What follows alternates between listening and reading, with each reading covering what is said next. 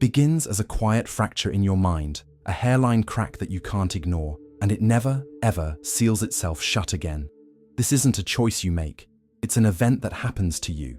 It's as if a fundamental gear inside you has permanently snapped, separating you from the carefully constructed reality where everyone else seems to live so comfortably. You suddenly realize the life you've been sold, the American dream on a billboard, is a story you can no longer believe in. And the worst part? There's no going back to the blissful ignorance of the dream. Have you ever stood in a crowded room, maybe at a holiday party or a weekend barbecue, and felt utterly, profoundly alone?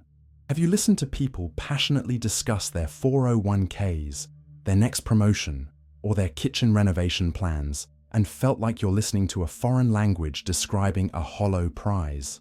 This schism in your consciousness isn't a sign that you are broken.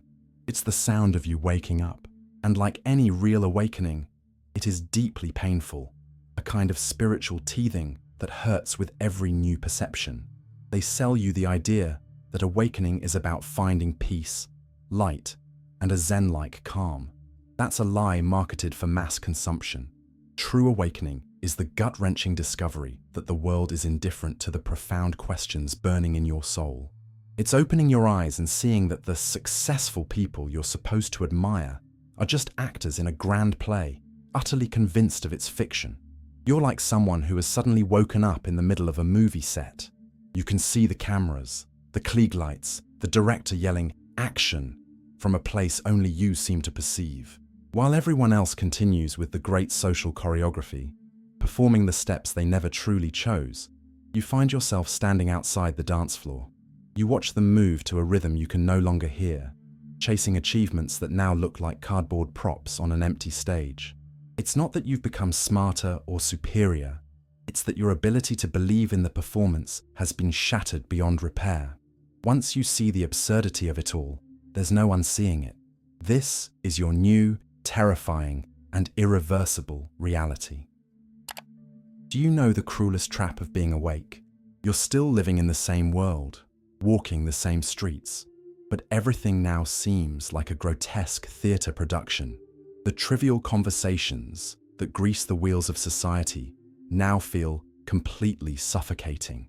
The forced pleasantries at the office, the small talk about the weather, it all feels like a script you're forced to recite.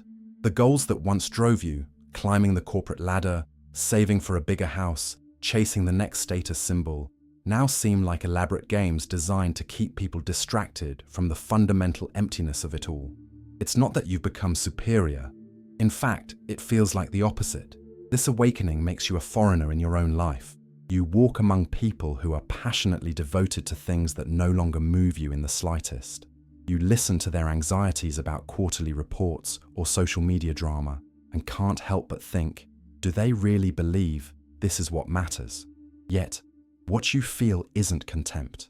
It's a profound sense of nostalgia. A deep, aching nostalgia for the days when you too could sincerely believe in the small fictions that make life bearable.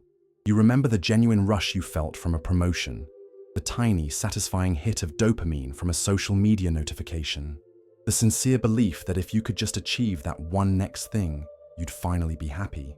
Those memories hurt now, because you recognize them as beautiful, shimmering mirages that kept you walking through the desert without feeling the true, crushing weight of the sand beneath your feet. So, you learn to perform. You build a flawless social mask, nodding at the right times, laughing at the collective jokes, and celebrating the expected milestones. But inside, a constant voice whispers, "This is all an act. None of this is real. This isn't depression, though from the outside, it could be mistaken for it. This is lucidity, a brutal, unwanted clarity that you can't return like a gift you never asked for." And here is the part that truly breaks your heart.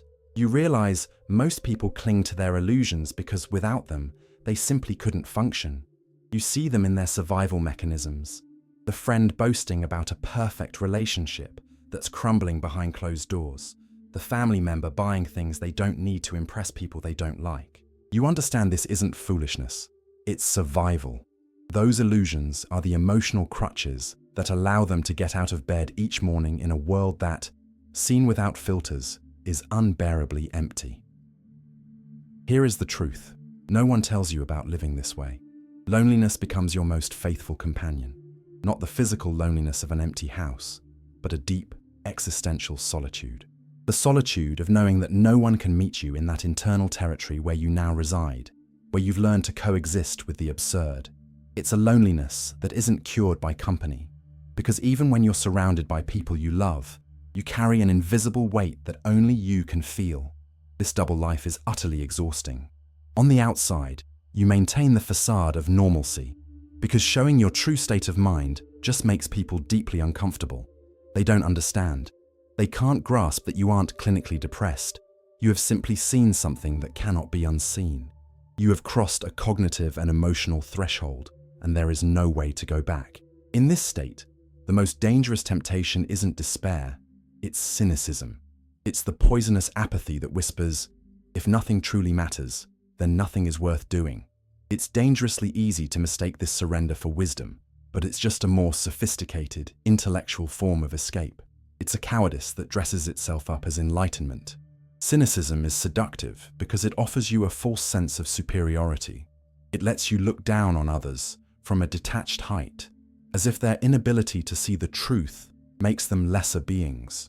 But this feeling of being above it all is just another illusion, as flimsy and dangerous as the ones you now criticize in others. Have you ever noticed how frantically people avoid deep conversations? It's like a collective, unspoken agreement to keep everything on the surface. The weather, the traffic, the show they're binging, anything to avoid the terrifying fact that we are all here without knowing why, building lives that time will inevitably erase. But you can no longer participate in that conspiracy of silence. You've seen behind the curtain, and you know there's no script, no director, just cosmic improvisation on a vast, empty stage. So you learn the art of existential silence. You guard your deepest thoughts like dangerous secrets. When someone tells you about their grand 5-year plan, you smile and nod, all while your lucidity feels more like a curse than a blessing. And this is where you arrive at the deepest paradox. What is the point of seeing the truth if it only paralyzes you and condemns you to a life of perpetual solitude? Perhaps the problem isn't having woken up, but not knowing what to do now that your eyes are open. The philosopher Albert Camus understood this paradox better than anyone. He called this awakening, the encounter with the absurd, and he didn't frame it as a spiritual blessing or a peaceful enlightenment. He described it exactly for what it is, a brutal, head-on collision with the stark evidence that the universe is silent to our deepest questions. For Camus, the great tragedy of modern life wasn't poverty or sickness, but this very lucidity. The person who remains asleep in the comfort of their routines will never feel the bars of their own cage, but the one who awakens is confronted with a bottomless abyss, the certainty that there is no pre-written script to give meaning to their suffering or their effort. Camus saw existence as a stage play without a director, a plot, or a designated ending. Life proceeds with its mechanical, unbothered rhythm, while the conscious human, aware of their own insignificance, is left to wonder why they should even continue. But here is the genius of his thinking. He offered no comforting lies, no spiritual anesthesia, no cheap hope. His gaze was unflinching and stark. He understood that a true awakening doesn't lead to a rejection of life, but to a radical new commitment to it, a commitment born not from hope, but from the conscious decision to live, to create, and to love, even while knowing it will not change the ultimate fate of the universe. This commitment is a quiet, internal rebellion. It is the serene refusal to surrender to the void. Camus proposed something revolutionary.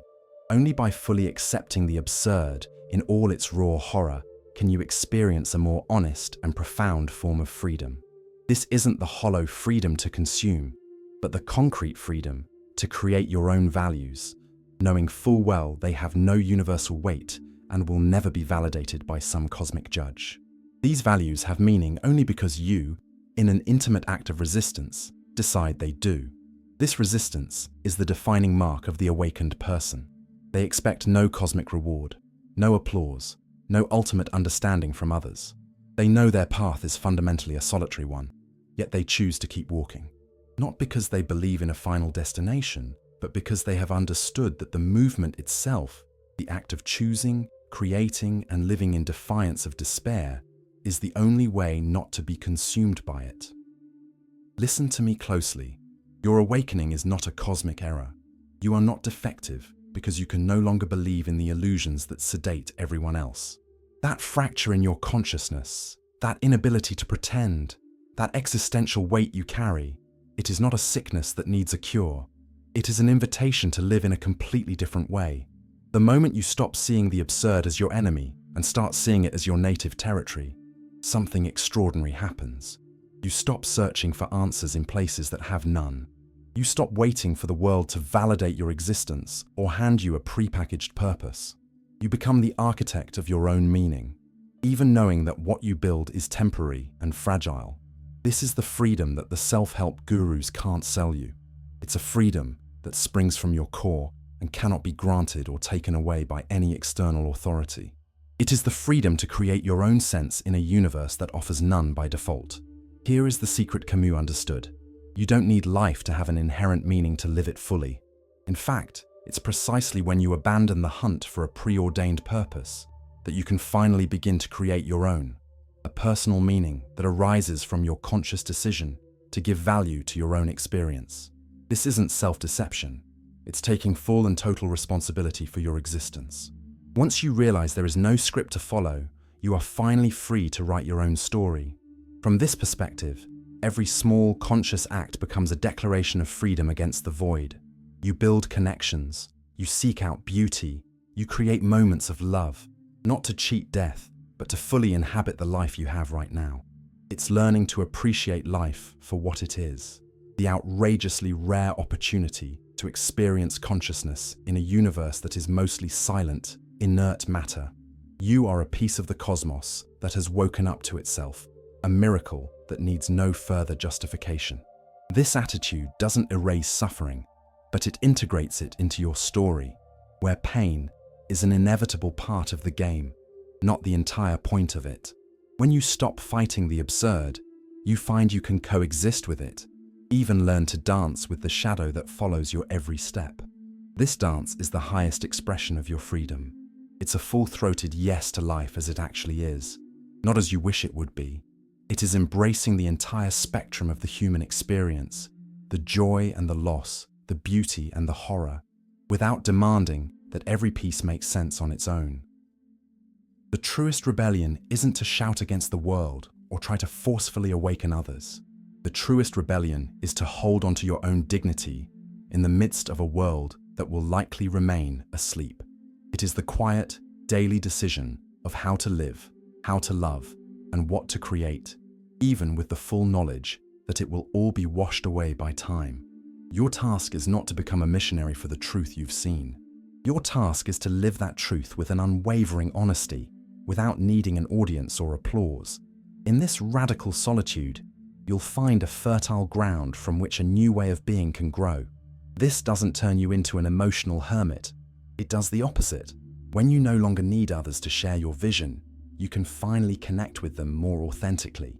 You can love them exactly as they are, asleep, dreaming, clinging to their beautiful illusions, because you are no longer trying to convert them. This radical acceptance is liberating. It allows you to participate in the social world without being consumed by its fictions. You develop a new, profound compassion, born not from condescension, but from the shared recognition of our common fragility in the face of the great mystery. This is how your very presence becomes a quiet act of rebellion. You don't need to lecture on the absurd nature of existence. Your rebellion is in how you live in accordance with your own inner truth, while respecting the right of others to live by theirs. This reconciliation doesn't erase the pain of being awake, but it integrates it. You discover a new kind of peace, not the peace of blissful ignorance, but the stark, resilient peace that comes from accepting all of life, in both its brutal horror and its breathtaking beauty. It's the peace of someone who has learned to find meaning in the transient, love in the ephemeral, and beauty in the imperfect. The one who is awake in a sleeping world understands that their consciousness is a flame to be nurtured. This flame may not change the indifferent universe, but it provides warmth in the cold. It is a small light that doesn't seek to guide anyone else, but simply to affirm that even within the absurd, it is possible to live with dignity and truth. And this is the final beautiful paradox. You discover that life is still absolutely worth living. Not because it has meaning, but because you have decided to give it meaning. Your awakening was never an accident. It was an invitation to truly live for the very first time. If you have come this far, your real life has already begun. Acknowledge it with a simple, quiet, I am here.